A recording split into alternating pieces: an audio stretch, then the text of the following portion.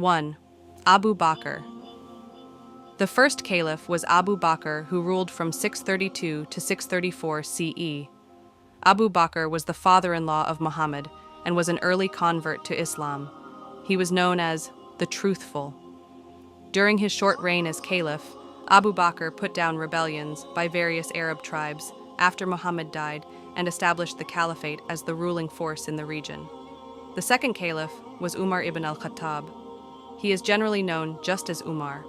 Umar ruled for 10 years from 634 to 644 CE. During this time, the Islamic Empire expanded greatly. He took control of the Middle East, including conquering the Sassanids of Iraq. He then took control of many surrounding areas, including Egypt, Syria, and North Africa. Umar's reign came to an end when he was murdered by a Persian slave. The third caliph was Uthman ibn Affan.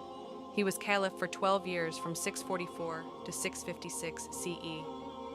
Like the other four caliphs, Uthman was a close companion of the Prophet Muhammad.